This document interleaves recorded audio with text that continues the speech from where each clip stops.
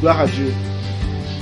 J'aimerais qu'on lise maintenant dans Actes le chapitre 6. Actes le chapitre 6.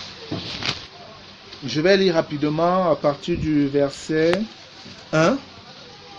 Il est écrit: En ce temps-là, le nombre des disciples augmentant, les hellénistes murmurèrent contre les Hébreux parce que leurs veuves étaient négligées dans la distribution qui se faisait chaque jour. Les 12 convoquèrent la multitude des disciples et dirent: Il n'est pas convenable que nous laissions la parole de Dieu pour servir aux tables. C'est pourquoi, frères, choisissez parmi vous 7 hommes de qui l'on rende un bon témoignage, qui soient pleins d'Esprit Saint et de sagesse, et que nous chargerons de cet emploi. Et nous continuerons à nous appliquer à la prière et au ministère de la parole. Cette proposition plut à toute l'assemblée. Ils élurent Étienne, homme plein de foi et d'Esprit Saint, Philippe, Procor, Nicanor, Timon, Parménas et Nicolas, prosélytes d'Antioche. Ils les présentèrent aux apôtres qui, après avoir prié, leur imposèrent les mains. Verset 7. La parole de Dieu se répandait de plus en plus. Le nombre des disciples augmentait beaucoup à Jérusalem et une grande foule de sacrificateurs obéissait à la foi. Verset 8. Étienne, plein de grâce et de puissance, faisait des prodiges et de grands miracles parmi le peuple. Quelques membres de la synagogue dite des affranchis, de celle des Cyrénéens et de celle des Alexandrins, avec des Juifs de Cilicie et d'Asie, se mirent à discuter avec lui. Mais ils ne pouvaient résister à sa sagesse et à l'esprit par lequel il parlait. Alors ils soudoyèrent des hommes qui dirent: Nous l'avons entendu proférer des paroles blasphématoires contre Moïse et contre Dieu. Ils émurent le peuple, les anciens et les scribes, et se jetant sur lui, ils le saisirent et l'amenèrent au Sanhédrin. Ils produisirent de faux témoins qui dirent: Cet homme ne cesse de proférer des paroles contre le lieu saint et contre la loi. Car nous l'avons entendu dire que Jésus, ce Nazaréen, détruira ce lieu et changera les coutumes que Moïse nous a données. Tous ceux qui siégeaient au Sanhédrin, ayant fixé les regards sur Étienne, son visage leur parut comme celui d'un ange. Amen. Frère, si nous comprenons que vraiment lorsqu'on parle de salut, c'est que Dieu veut nous remettre dans une position où nous pouvons vraiment agir comme Jésus-Christ, une position où nous pouvons agir de manière à totalement satisfaire son cœur. C'est un bel exemple de voir un peu la vie de quelqu'un comme Étienne, celui qu'on reconnaît un peu comme le premier martyr dans l'Église. On donne des éléments assez bénissants concernant Étienne. Pour moi, Étienne est un merveilleux exemple de challenge de nous aujourd'hui par rapport à ce que Dieu attend de nous. Lorsque vous regardez au verset 3, le verset 3 dit, Acte 6, 3, c'est pourquoi, frères, choisissez parmi vous 7 hommes de qui l'on rende un bon témoignage, qui soient pleins d'Esprit Saint et de sagesse, et que nous chargerons de cet emploi. Regardons un peu la vie de Jésus. Est-ce que Jésus était plein d'Esprit Saint? Jésus était plein d'Esprit Saint, et voilà, on rend témoignage d'un homme qu'il est plein d'Esprit Saint. Et on dit non seulement il est plein d'Esprit Saint, mais on dit qu'il est plein d'Esprit Saint et de sagesse. Donc il est plein de sagesse. Jésus était-il plein de sagesse? Étienne aussi était plein de sagesse. Et quand on avance, on nous dit au verset 7, la parole de Dieu se répandait de plus en plus. Le nombre des disciples augmentait beaucoup à Jérusalem et une grande foule de sacrificateurs obéissait à la foi. Le verset 8 nous dit, Étienne plein de grâce. De qui d'autre on rend le témoignage qu'il était plein de grâce? Jésus. Étienne était exactement plein de grâce comme Jésus. Ça, on le voit dans Jean. On nous parle de Jésus qui est plein de grâce dans Jean chapitre 1. Après, on nous dit, et de puissance. Qui d'autre était plein de puissance? Jésus était plein de grâce et plein de puissance. Et on nous dit qu'il faisait des prodiges et des grands miracles parmi le peuple. Amen. Et quand on continue au verset 9, prenons le verset 9. Le verset 9 nous dit, quelques membres de la synagogue dite des affranchis, de celle des Cyrénéens et de celle des Alexandrins, avec les Juifs de Cilicie et d'Asie, se mit à discuter avec lui. Exactement comme il faisait avec Jésus. Ces gens étaient toujours en train de chercher des petits problèmes au Seigneur, dans les disputes, dans les discussions. Mais qu'est-ce qu'on nous dit au verset 10? Mais il ne pouvait résister à sa sagesse et à l'esprit par lequel il parlait. Amen. Il ne pouvait résister. Et pour Jésus, on a rendu le témoignage de lui qu'aucun homme n'a jamais parlé comme lui. Amen. C'est presque la même chose qu'on est en train de dire. On dit personne ne résistait à la sagesse par laquelle Étienne parlait. Et bien aimé, Étienne était un homme de la même nature que vous et moi. Dieu ne fait pas de favoritisme. Qu'est-ce qui empêche aujourd'hui qu'on soit plein d'Esprit Saint? Qu'est-ce qui empêche qu'on soit plein de sagesse? Qu'est-ce qui empêche qu'on soit plein de grâce et de puissance? Est-ce que quelqu'un peut me répondre? Est-ce que Dieu a limité cela? Aucun passage des Écritures ne peut me donner de justifier que moi aujourd'hui je ne sois pas comme Étienne, que toi aujourd'hui tu ne sois pas comme Étienne. Ça veut dire que le problème est de notre côté. Pourquoi? Parce que la Bible dit que Dieu ne change pas. Le Jésus qu'Étienne a servi est le même Jésus que nous servons aujourd'hui. Amen. Le même Jésus que nous servons. Et lorsque Étienne, après cet échange fort qu'il a eu avec ses adversaires, je vais les appeler comme ça, lorsqu'on arrive au chapitre 7, au chapitre 7, je vais lire à partir du verset 54. En entendant ces paroles, ils étaient furieux dans leur cœur et ils grinçaient des dents contre lui. Mais Étienne, rempli du Saint-Esprit et fixant les regards vers le ciel, vit la gloire de Dieu et Jésus debout à la droite de Dieu. Et il dit, « Voici, je vois les cieux ouverts et le Fils de l'homme debout à la droite de Dieu. » Ils poussaient alors de grands cris et se bouchant les oreilles, et ils se précipitaient tous ensemble sur lui, le traînaient hors de la ville et le lapidèrent. Les témoins déposèrent leurs vêtements aux pieds d'un jeune homme nommé Saul. Verset 59. Et ils lapidaient Étienne, qui priait et disait, « Seigneur Jésus, reçois mon esprit. » Quand Jésus mourait, lui, il a dit quoi? « Père, entre tes mains, je remets mon esprit. » Après, au verset 60, « Puis, s'étant mis à genoux, il s'écria d'une voix forte, « Seigneur, ne leur impute pas ce péché. » Et après ces paroles, il s'endormit. Quand Jésus meurt, qu'est-ce qu'il dit?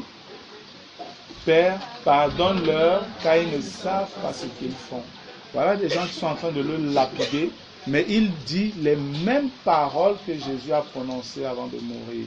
Étienne était un homme qui avait atteint la stature parfaite de Jésus-Christ sur cette terre. Amen. C'est un homme qui avait atteint la stature parfaite de Christ sur la terre. Et c'est un homme de la même nature que chacun de nous ici, bien-aimés. Et c'est le standard où Dieu nous attend. C'est le standard où Dieu nous attend, frère. Moi, je me souviens, il y a des bien-aimés qu'une fois on est venu arrêter dans une assemblée à l'école de poste où j'étais avant là-bas. Moi, je n'étais pas là ce jour. On est venu prendre les bien-aimés. On les a amenés là-bas à la gendarmerie, le papa d'une soeur et tout ça. On les a un peu bien chicotés là-bas.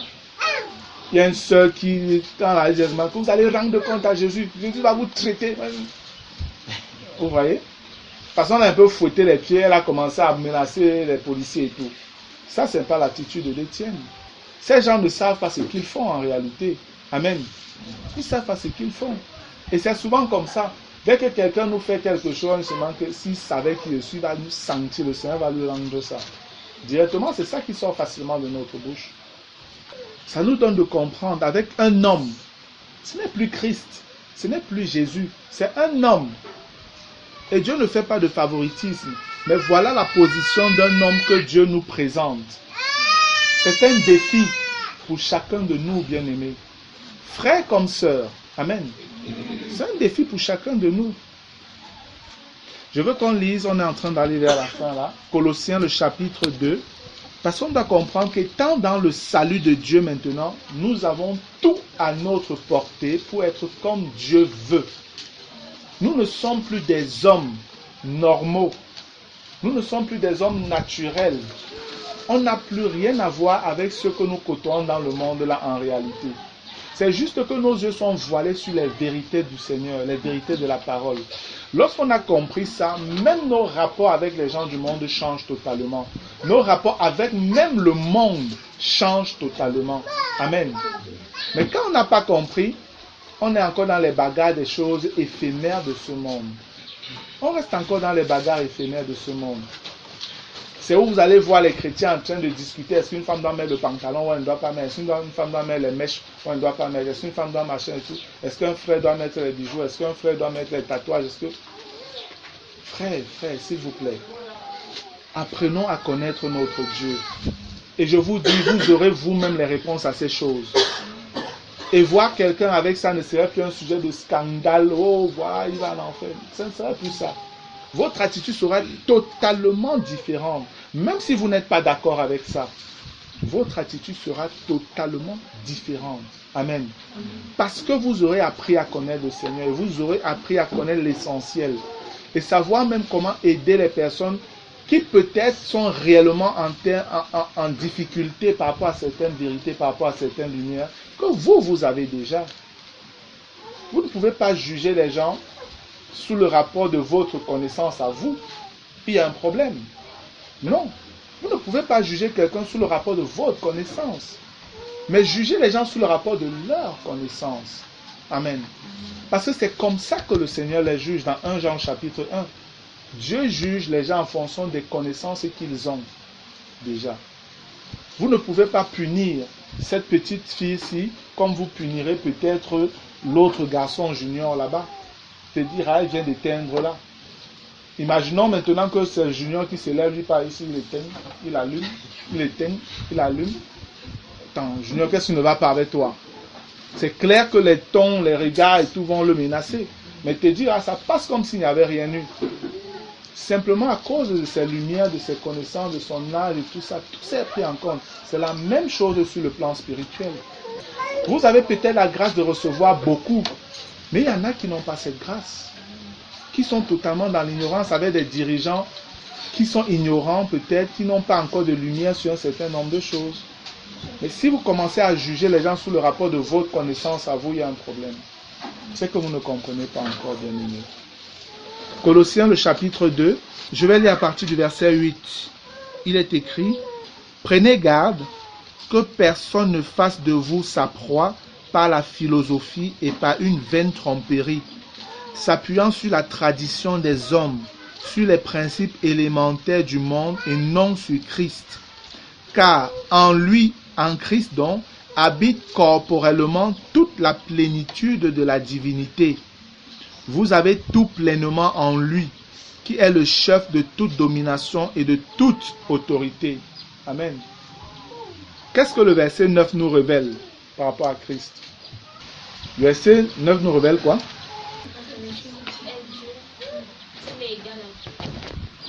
Oui, on peut le dire, oui, Cécile, tu voulais?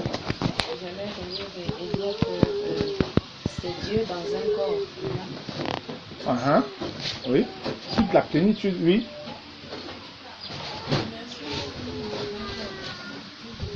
La divinité de Jésus, ça c'est une vérité.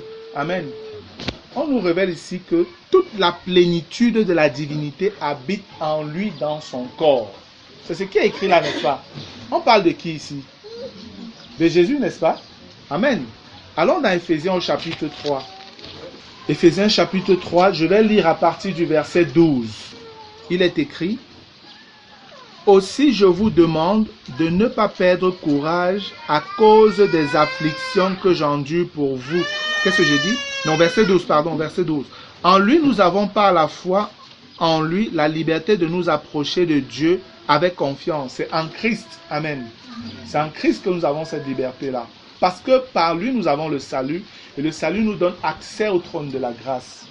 Le trône de la grâce, c'est le trône du Père même. Amen. Le verset 13 dit, « Aussi je vous demande de ne pas perdre courage à cause des afflictions que j'endure pour vous. Elles sont votre gloire. 14, à cause de cela, je fléchis les genoux devant le Père, de qui toute famille dans les cieux et sur la terre tire son nom, afin qu'il vous donne, selon la richesse de sa gloire, d'être puissamment fortifié par son esprit dans l'homme intérieur, en sorte que Christ habite dans vos cœurs par la foi, étant enraciné et fondé dans l'amour, que vous puissiez comprendre avec tous les saints quelle est la largeur, la longueur, la profondeur et la hauteur, et connaître l'amour de Christ qui surpasse toute connaissance, en sorte que vous soyez remplis jusqu'à toute la plénitude de Dieu. De qui est-ce qu'on parle ici? Pardon? On parle de qui? Les chrétiens. Qu'est-ce que le verset 19 nous révèle?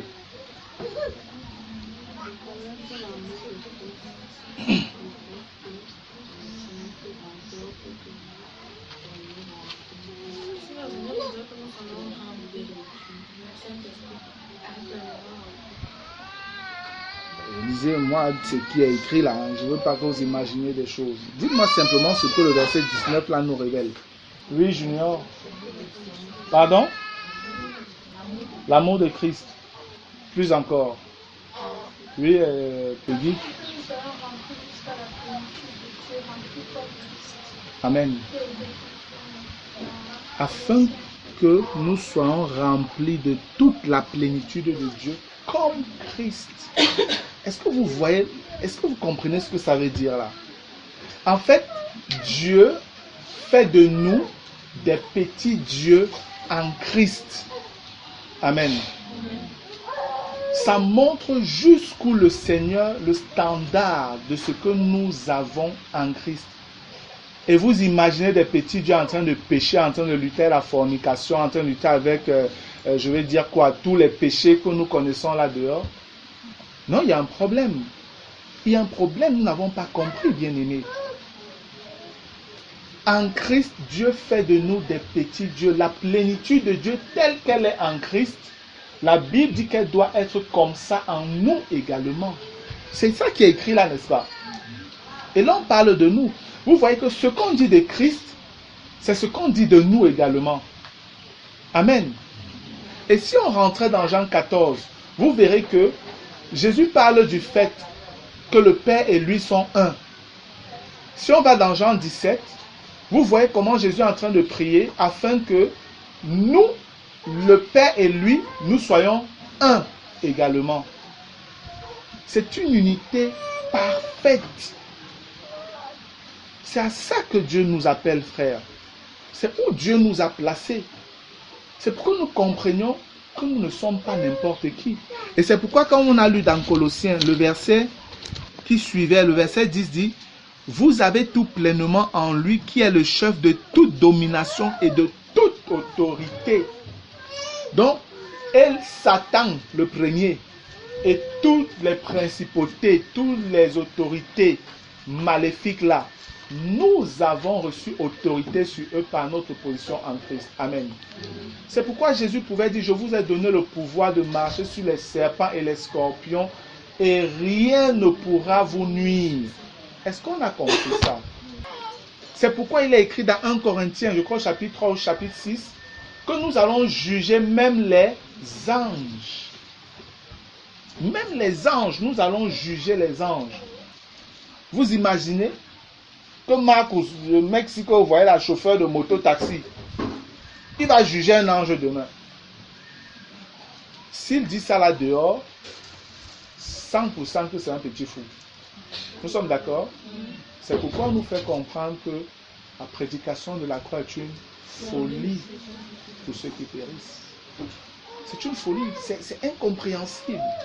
Parce que Satan a voilé ça aux hommes.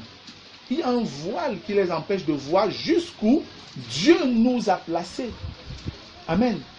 Nous ne sommes pas Dieu. Comprenez bien ce que je dis. Nous ne sommes pas Dieu. Amen. Mais Dieu nous place dans la position des dieux. Amen. Dieu nous place à la position des dieux. Regardons certains passages qui peuvent nous donner de mieux comprendre. Allons dans Jean au chapitre 10. Je vais lire à partir du verset 22 pour qu'on soit bien dans le contexte. Jean chapitre 10, je vais lire à partir du verset 22, il est écrit: On célébrait à Jérusalem la fête de la dédicace, c'était l'hiver. Et Jésus se promenait dans le temple, sous le portique de Salomon. Les Juifs l'entouraient et lui dirent: Jusqu'à quand tiendras-tu notre esprit en suspens? Si tu es le Christ, dis-le-nous franchement. Jésus leur répondit: Je vous l'ai dit et vous ne croyez pas. Les œuvres que je fais au nom de mon Père rendent témoignage de moi. Mais vous ne croyez pas parce que vous n'êtes pas de mes brebis. Mes brebis entendent ma voix, je les connais et elles me suivent. Je leur donne la vie éternelle et elles ne périront jamais et personne ne les ravira de ma main. Mon Père qui me les a donnés est plus grand que tous et personne ne peut les ravir de la main de mon Père. Moi et le Père, nous sommes un. Alors les Juifs prirent de nouveau des pierres pour le lapider. Jésus leur dit: Je vous ai fait voir plusieurs bonnes œuvres venant de mon Père. Pour laquelle me lapidez-vous? Les Juifs lui répondirent: Ce n'est point pour une bonne œuvre que nous te lapidons, mais pour un blasphème, et parce que toi qui es homme, tu te fais Dieu. Amen. C'est un peu comme ce que je viens de dire. Jésus nous place à la position de Dieu, nous ne sommes que des hommes. Mais c'est un problème pour ceux qui sont à l'extérieur. Ils ne comprennent pas. Et il continue en disant au verset 34, Jésus leur répondit: N'est-il pas écrit dans votre loi, j'ai dit, vous êtes des dieux? C'est Dieu qui le déclare, ce n'est pas Martial. Dieu déclare que ceux-là qui ont cru en lui, Dieu déclare, ils sont des dieux. Parce qu'il les met à son niveau. La différence entre Dieu et nous, c'est quoi la différence? Qui peut me dire? Qu'est-ce qui fait la différence? Du fait que nous soyons Dieu et Dieu est Dieu encore. Qu'est-ce qui fait la différence? Oui, Evelyne? Non, c'est pas ça, c'est pas ça. Oui? Amen. C'est tout. Parce que Dieu est notre créateur. Amen. Et lui n'a pas été créé. Dieu est. Il est celui qui est de toute éternité. Il est. C'est simplement ça. C'est juste que nous sommes des créatures. C'est mieux de le dire même comme ça. Nous sommes des créatures du Créateur. C'est ça la limite entre Dieu et nous, les petits dieux là. Amen. Mais c'était quelque chose qui était annoncé depuis l'ancienne alliance. C'est pas nouveau. C'est pourquoi Jésus leur dit: mais vous ne connaissez plus votre loi. Voilà, c'est votre loi qui dit ça. Est-ce que c'est moi? Votre loi dit que vous êtes Dieu. Votre loi vous appelle des dieux, vous, qui avez écouté simplement la parole là. J'ai dit, vous êtes des dieux, verset 35. Si elle a appelé Dieu, ceux à qui la parole de Dieu a été adressée, et si l'écriture ne peut être anéantie, donc c'est une vérité, celui que le Père a sanctifié et envoyé dans le monde, est-ce que vous avez été sanctifié? Vous avez été sanctifié? Amen. Comme Christ, nous avons été sanctifiés, c'est écrit dans 1 Corinthiens 6, que nous avons été sanctifiés par Jésus dans le monde. Et est-ce que nous avons été envoyés dans le monde? Oui, bien aimé, nous avons été envoyés. Amen. Jésus dit que je les envoie dans le monde comme tu m'as envoyé, moi aussi je les envoie.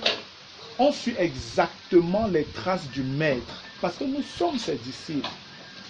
Nous sommes ses disciples. Exactement la position de Christ est la position que le Père veut que nous ayons sur cette terre. Nous et vous, vous devez le comprendre. Nous devons le comprendre, bien-aimés. Et cela parce que j'ai dit, je suis le Fils de Dieu. Si je ne fais pas les œuvres de mon Père, ne me croyez pas. Mais si je les fais, même si vous ne croyez point, croyez à ces œuvres afin que vous sachiez et reconnaissiez que le Père est en moi et que je suis dans le Père. Est-ce que nous sommes dans le Père et le Père en nous? Oui. Amen. Maintenant, le verset 39, là-dessus, ils cherchaient encore à le saisir, mais il s'échappa de leurs mains. C'est un problème. Les chrétiens n'arrivent pas à comprendre la position dans laquelle Christ les a placés. Et c'est pourquoi on marche là comme des petits malheureux. On pêche, on tombe, on lutte, on est en train de négocier sur des choses qui n'ont aucun sens. Alors que Dieu nous a mis à un niveau où, bien aimé, si on comprenait et qu'on jouait à ce niveau-là, Satan et son monde auraient des problèmes. Le monde aurait des problèmes. Et les hommes souffriraient moins autour de nous.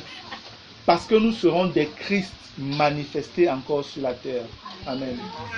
Et ce n'est pas fini. Ces vérités que nous sommes en train de partager maintenant ont été cachées pendant un certain temps, mais le Seigneur les amène à la lumière maintenant pour nous qui sommes arrivés à la fin des temps, afin que nous entrions dans ces réalités et que nous les vivions. Amen. Ce n'est pas juste pour la connaissance que Dieu nous donne de comprendre ça. Tout ce que je dis là paraît très théorique encore maintenant, mais les partages devant seront un peu plus pratiques, où j'entrerai davantage dans la vie des uns et des autres. Vous verrez, ce sera un peu plus pratique, mais maintenant je veux que vous compreniez sur quel terrain nous allons jouer et pourquoi nous pouvons jouer sur ce terrain-là.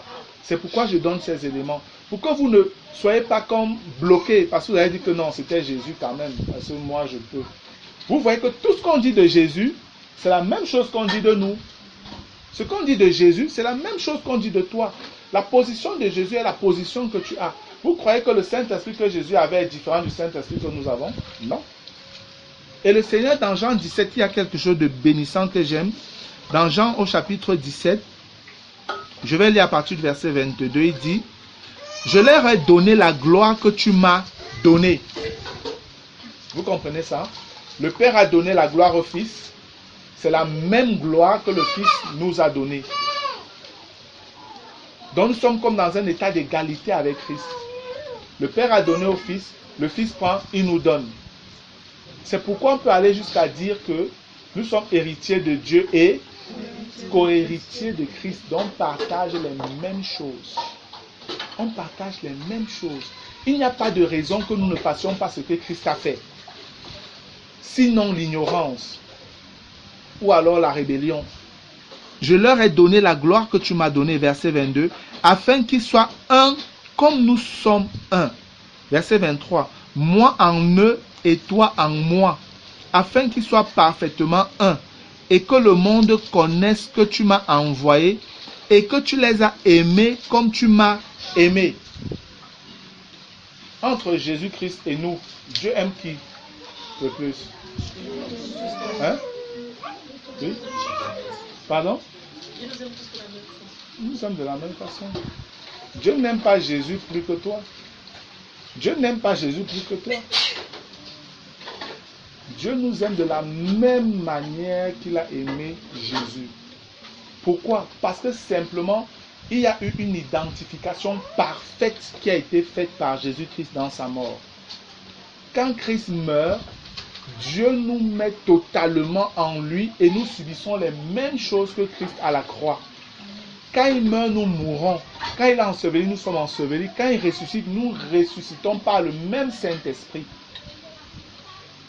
Et notre vie est appelée à être celle de Christ aujourd'hui. C'est pourquoi Paul parle de la puissance, de connaître la puissance de la résurrection de Christ. On va revenir dessus également. Parce que c'est en comprenant ça qu'on peut commencer à marcher, bien-aimé, sans avoir de soucis avec le péché. Pas que nous péchons et puis on s'en fout. Non. Mais que nous marchions sans péché en réalité. Amen. Que nous marchions sans péché. Que tu puisses arriver à un point où le Saint-Esprit peut te dire: Suzanne, quelle est la dernière fois que tu as péché et tu t'es repenti? Suzanne commence à chercher. Elle a du mal à trouver. Elle a du mal à trouver. Non pas parce qu'elle fuit ou qu'elle veut cacher quelque chose, mais parce que réellement elle ne le retrouve pas. De manière naturelle, parce que c'est devenu sa vie, c'est sa respiration. La manière dont, pour respirer, est-ce qu'on fait des efforts? Si tu commences à faire des efforts pour respirer, ça veut dire que tu es malade. Et c'est comme ça que si un chrétien commence à vivre dans le péché, c'est qu'il est malade. Il y a un problème. Parce que ce n'est pas sa nature. Nous avons une nature de chat. Nous n'acceptons pas la saleté étant le péché. Amen. Le monde et les hommes qui ne connaissent pas Christ ont une nature de porc. C'est souvent choquant quand je dis ça, mais ils ont une nature de porc et ils ne peuvent vivre que selon cette nature-là. Ils n'ont pas le choix. Nous sommes dans une posture où Dieu nous dit que celui qui est né de Dieu ne pêche point. Celui qui est né de Dieu ne pêche point. Le Seigneur, quand il le dit réellement. Donc c'est un accident qu'un chrétien pêche. Mais il y a des chrétiens qui vivent plus dans le péché que dans un état de sainteté. Parce que malheureusement, ils n'ont pas été instruits dans ce qu'ils sont devenus en Christ. Lorsque vous comprenez votre position telle que je viens de l'expliquer, bien-aimé, ma prière est que le Saint-Esprit vous donne de pleinement comprendre de quoi il est question. Lorsque vous comprenez ça, vous pensez réellement que vous avez encore le temps de vous appesantir sur les discussions futiles des choses de ce monde, à vouloir savoir si un chrétien va en boîte ou s'il ne va pas en boîte, si un chrétien peut avoir une petite amie ou s'il ne doit pas avoir une petite amie, s'il a une seule, si un chrétien peut faire ceci, il peut faire cela, si un chrétien peut porter ça ou il ne peut pas porter ça, si un chrétien peut faire tel travail ou s'il ne peut pas faire tel travail. On n'a pas besoin de dire à un chrétien qui a compris comment il doit s'habiller. Amen. On n'a pas besoin de le lui dire. S'il a compris réellement quelle est sa nature, il n'a pas besoin qu'on lui dise comment il doit s'habiller, où il doit aller, quel travail il doit faire. Non, il n'a pas besoin.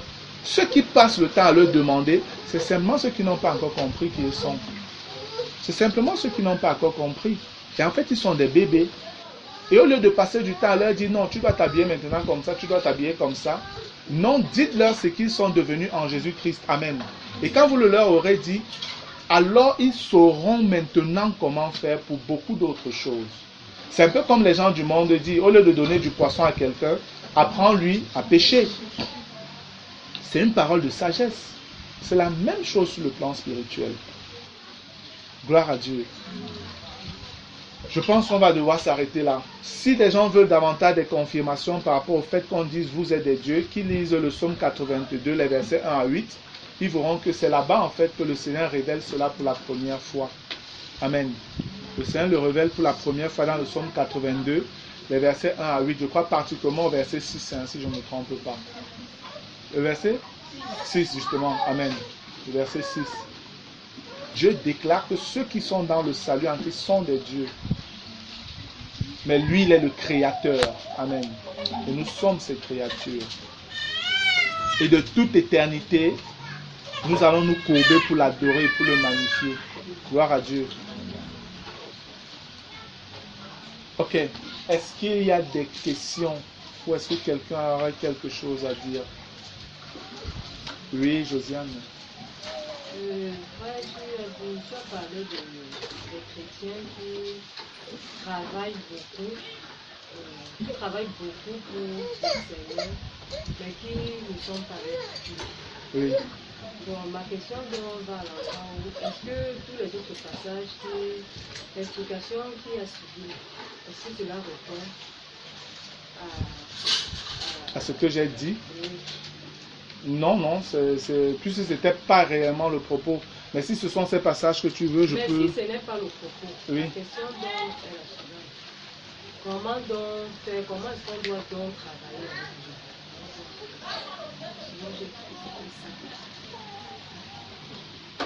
Comment travailler pour Dieu, avec Dieu? D'accord? Comment travailler pour Dieu, avec Dieu? Parce que lorsque nous regardons, peut-être s'il faut prendre quelques passages comme ça. Quand on regarde dans 1 Corinthiens chapitre 3, peut-être commençons même dans Marc. Commençons dans Marc au chapitre 16. Vous allez voir que rarement il y a des passages où on nous dit que nous travaillons pour Dieu. Rarement il y a des passages dans les Écritures où on nous dit que vous travaillez pour Dieu. Mais on nous dit que vous travaillez avec lui. Pour montrer que nous avons son approbation. Amen. Nous avons son sceau, son mandat, son autorité pour le faire. Marc le chapitre 16. Marc 16, verset 19 à 20. Ok, je vais lire. Le Seigneur, après leur avoir parlé, fut enlevé au ciel et il s'assit à la droite de Dieu. Le verset 20 dit, et il s'en allait prêcher partout. Le Seigneur travaillait avec eux et confirmait la parole par les miracles qui l'accompagnaient. Amen. Le Seigneur travaillait avec eux. Ils étaient en train de travailler pour le Seigneur, n'est-ce pas? Et on nous dit que le Seigneur était avec eux dans le travail qu'ils faisaient et il y avait le résultat qui suivait. Amen. Quand on travaille souvent pour Dieu, sans Dieu, on peut faire beaucoup d'efforts, on a très peu de résultats. Et même si on a un semblant de résultat, c'est un résultat qui est charnel, qui si on le met à l'épreuve du feu, il ne va pas tenir. C'est pourquoi vous pouvez voir des gens qui ont des assemblées de milliers de membres, mais il n'y a aucune véritable vie dans ces personnes-là. C'est plein de personnes qui vivent dans le péché, dans les murmures, dans les plaintes, dans les querelles. Au quartier, vous ne reconnaissez même pas qui sont les chrétiens. Parce que ça ne sert à rien de sortir à voir 1000 personnes dont vous ne pouvez bâtir la vie de Christ en eux. Paul s'offusquait et s'attristait des Galates du fait qu'il avait commencé un travail par l'esprit, mais les Galates étaient en train de rentrer dans la chair. Et après, il disait, mes enfants pour qui je souffre encore les douleurs de l'enfantement, pour qui Christ doit encore être formé en vous. Donc, ce n'était pas bien enraciné. Un autre passage, dans 1 Corinthiens, le chapitre 3. Je vais lire à partir du verset 9. On dit, car nous qui sommes ouvriers avec Dieu, vous êtes le champ de Dieu, l'édifice de Dieu. Nous sommes ouvriers avec Dieu. Amen. Nous ne sommes pas simplement ouvriers pour Dieu. Il faut que Dieu soit là, que Dieu contrôle. C'est lui le maître d'ouvrage. C'est lui l'architecte de son œuvre. Jésus dit qu'il bâtit son église. Et quand on regarde dans 2 Corinthiens, c'est un autre passage qui est écrit, où il est écrit, 2 Corinthiens, le chapitre 6, 2 Corinthiens, chapitre 6, verset 1, il est écrit, puisque nous travaillons avec Dieu, nous vous exhortons à ne pas recevoir la grâce de Dieu en vain. Nous travaillons avec lui, pas simplement pour lui, mais avec lui. Et vous devez prier, frère. Seigneur, dans ta grâce, apprends-moi à travailler avec toi et non seulement pour toi. Le Seigneur vous exaucera. Amen. Vous allez apprendre à rester tranquille. Quand le Seigneur a commencé à nous former, ou à me former moi, dans ces choses que je partage avec vous aujourd'hui, il a fallu qu'il me sorte d'abord des systèmes dénominationnels pentecôtistes, qu'il me fasse visiter un certain nombre d'assemblées de maisons où je suis passé, où je voyais encore des travers. Et il m'a sorti de ces assemblées de maisons où il m'a mis maintenant chez moi tout seul. Et il m'a dit, tu ne prêches plus à personne, tu n'enseignes plus personne, tu ne dis plus rien à personne. Moi, je vais t'enseigner, mais pour cela, il faut que je te vide des doctrines des hommes que tu avais reçues. Avant, je travaillais, mais je travaillais plus pour Dieu qu'avec Dieu. Amen.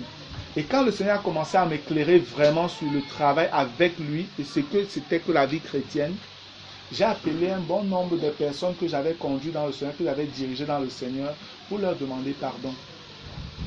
Sous une conviction du Saint-Esprit, je devais le faire. Je les ai appelés pour leur dire, frère, je vous appelle juste, chez moi je les ai appelés pour vous demander pardon.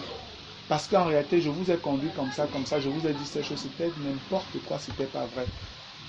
Je suis en train de découvrir des choses nouvelles avec le Seigneur. Je ne vous demande pas de venir d'être là avec moi, mais je vous demande de prier, de chercher, à demander à Dieu de se révéler à vous. Il y en a qui m'ont bien insulté, et puis ils sont partis. Mais j'avais fait ce que Dieu voulait que je fasse. Amen. Donc c'est important de travailler pour Dieu, oui, mais c'est encore mieux de travailler avec lui dans son œuvre. Gloire à Dieu. Est-ce qu'il y a autre chose? C'est vrai qu'il est déjà, le temps est passé là. On a encore plus de quoi, oui, Maurice. J'ai une question aussi, toujours sur 1 Corinthiens 3. 1 Corinthiens 3. 1 1 Corinthiens 3, 15, oui. Si le de quelqu'un est consumé, il paiera sa récompense. Et il sera sauvé comme le travail du feu. Bon, je dis que tu expliquais que c'est un peu comme un salut accordé avec faute. Dans un précédent partage, tu avais donné un autre avis sur le même verset. Et tu expliquais que ici, là, ce sont des frères qui seront certes sauvés, mais qui n'auront aucune récompense. Parce que tout ce qu'ils auront fait, ils ont été brûlés. Oui. Bon, là, je n'arrive pas à faire l'équilibre entre cette interprétation et celle d'aujourd'hui. Mais c'est la même chose, non? C'est la même chose. Parce que regarde, lorsque tu travailles, quand je dis peut-être tu es sauvé, accordé avec faute, ça veut dire qu'au lieu de faire ce que Dieu attendait que tu fasses, tu faisais plus du désordre en fait dans l'œuvre du Seigneur. Tu vois? Et quand tu le fais, ce que tu as fait sera totalement brûlé, ça ne passera pas, donc tu n'auras pas de récompense. Mais tu seras quand même sauvé. C'est la même chose. Amen. C'est clair? Non, c'est la même chose. Oui, Cécile. Ça veut dire qu'on comprend le salut comme une qualification à obtenir une récompense. En fait, le fait d'être sauvé, Dieu veut c'est une qualification. Oui, voilà. Et puis maintenant, il faut jouer encore pour gagner la coupe. Voilà, amen. Allons dans Éphésiens. C'est sûr, allons dans Éphésiens 2 pour le comprendre davantage. Mais en réalité, moi je dis souvent, c'est un jeu que notre Père fait avec nous pour qu'on ne reste pas là comme ça, ne rien faire. Amen. Parce que dans toutes choses, c'est encore lui qui nous pousse à le faire. Gloire à Dieu. La Bible nous dit même que c'est lui qui produit en nous le vouloir et le faire. Dans Philippiens, c'est encore lui qui fait tout. Mais il veut que nous soyons juste dans l'activité avec lui. Parce que Dieu est actif, notre Dieu est dynamique. Quand vous lisez dans Proverbe 8, vous voyez que quand le Seigneur, dans la création, il dit son fils, le fils même rend témoignage qu'il était là. Et il créait avec son Père. Amen. Le fils était là. Éphésiens le chapitre 2. Je vais lire à partir du verset 1 pour qu'on reste bien dans le contexte. Il nous reste peut-être 2-3 minutes. Vous étiez morts par vos offenses et par vos péchés, dans lesquels vous marchiez autrefois selon le train de ce monde, selon le prince de la puissance de l'air, de l'esprit qui agit maintenant dans les fils de la rébellion. Moi j'aime beaucoup quand la Bible parle des chrétiens et du péché. J'aime beaucoup. C'est toujours dans le passé. Amen. Vous étiez, ça c'était avant. Donc maintenant c'est autre chose. Ce n'est plus vous ça. Ce n'est plus vous. Comment vous qui êtes mort au péché ou viviez encore dans le péché? Voilà la pensée de Dieu. Pour Dieu, c'est il voit ses enfants saints, saints, saints, comme lui. Amen. Parfait. Rien à voir avec le péché. Vraiment que ce soit ça dans nos pensées, frères. Et qu'on crie à Dieu, Seigneur, apprends-moi à marcher vraiment dans la victoire sur le péché. Amen. Verset 3. Nous tous aussi, nous étions de leur nombre. Éphésiens 2, 3. Nous tous aussi, nous étions de leur nombre et nous vivions autrefois selon les convoitises de notre chair, accomplissant les volontés de la chair et de nos pensées, et nous étions par nature des enfants de colère comme les autres. Mais Dieu, qui est riche en miséricorde, à cause du grand amour dont il nous a aimés, nous qui étions morts par nos offenses, nous a rendus vivants avec Christ. C'est par grâce que vous êtes sauvés. Il nous a ressuscités ensemble et nous a fait asseoir ensemble avec Christ dans les lieux célestes en Jésus-Christ. Amen. Tout c'est avec lui, parce que c'est une identification parfaite. Verset 7. Afin de montrer dans les siècles à venir l'infinie richesse de sa grâce par sa bonté envers nous en Jésus-Christ. Parce que réellement, nous qui étions des pécheurs, dignes de l'enfer, dignes du séjour des morts et tout ça, dignes du lac de feu, Dieu nous a fait grâce et nous a mis dans une position incroyable. Amen. Mais on nous dit que c'est pour faire voir sa grâce et la richesse de son amour et toutes ces choses en Jésus-Christ et par Jésus-Christ. Amen. Le verset 8. Car c'est par la grâce que vous êtes sauvés par le moyen de la foi. Et cela ne vient pas de vous, c'est le don de Dieu. Ce n'est point par les œuvres, afin que personne ne se glorifie. Donc ici, c'est un peu le contraire de ce qu'un certain nombre d'hommes ont pensé. Et le catholicisme est la représentation même type de cela. Les hommes pensent que pour être sauvé, il faut faire beaucoup de bonnes œuvres. Il faut faire les salakas, il faut aider les orphelins, les veuves, il faut faire beaucoup de cadeaux et tout ça. Et on ne sait pas, Dieu, à cause de tout ce qu'on a fait là, peut avoir pitié de nous. Amen. Les musulmans même vont tabler sur la balance. Vous savez que les musulmans, c'est sur la balance. On va mesurer, on va peser les bonnes œuvres et les mauvaises œuvres. Si les bonnes œuvres sont plus grosses là-bas, allez, tu es au paradis. Si c'est mauvais, tant pis pour toi. Voilà comment les musulmans ils jugent le jugement. Mais la Bible nous dit, ce n'est point par les œuvres afin que personne ne se glorifie. Parce que dans ce cas, chacun peut dire, non, moi j'étais juste, j'étais trop fort, j'ai fait ceci, j'ai fait cela. Non, Dieu dit zéro, ce n'est pas à cause de ça. Dieu dit non. Et maintenant le verset 10 nous dit, car nous sommes son ouvrage. Amen. C'est lui qui nous a fabriqués, c'est lui qui nous a fait par le salut nouveau là. C'est lui qui nous a fait, ayant été créés en Jésus-Christ pour de bonnes œuvres que Dieu a préparées d'avance afin que nous les pratiquions.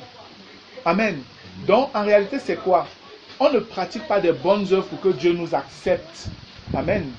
Mais parce que Dieu, lui, nous a fabriqués et nous a sauvés, comme la sœur disait, maintenant que nous sommes sauvés en Christ, nous sommes appelés donc à faire des bonnes œuvres. Et après ces bonnes œuvres, c'est toujours pour notre bien. Parce qu'il dit, fais ça, tu auras des couronnes, des récompenses, ici. C'est plein dans la parole, c'est plein d'écrits là dans la parole. Donc en fait, tout est fait pour que nous soyons parfaitement gagnants. Dieu, lui, ce qu'il gagne, c'est juste la joie de voir des hommes perdus qui étaient rien que Satan, sur qui Satan marchait, il faisait tout ce qu'il voulait. Il nous met dans une position où Satan a des problèmes maintenant à dominer sur nous. Nous devons pouvoir comprendre ça et mettre vraiment Satan en mal, afin que ce que notre Père a fait, il puisse en jouir pleinement des fruits. Amen.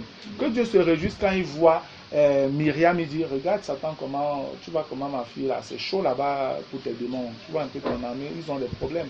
Elle seule, tu vois comment elle terrasse tous les gens qui veulent la déranger là.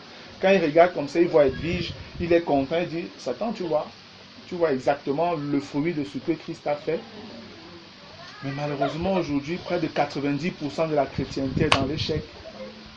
C'est plutôt Satan qui va narguer le Seigneur. Non, il y a un problème. Il y a un problème, bien-aimé. Maintenant que toi-même tu comprennes que non, ça ne passera plus par moi. Satan, j'ai commencé à comprendre. Et je comprends que je suis comme Christ, pleinement comme lui. Dieu m'a mis vraiment à son niveau. Amen. Gloire à Dieu. Je pense qu'on va devoir s'arrêter là, bien-aimé. S'il y a des questions, même après, on va gérer ça. Ok, je vais prier.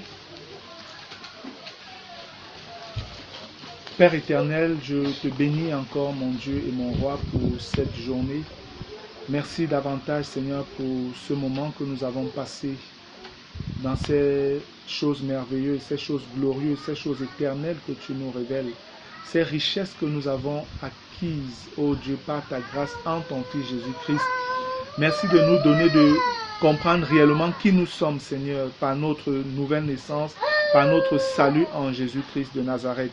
Merci même de nous donner de voir la grandeur de toutes ces choses.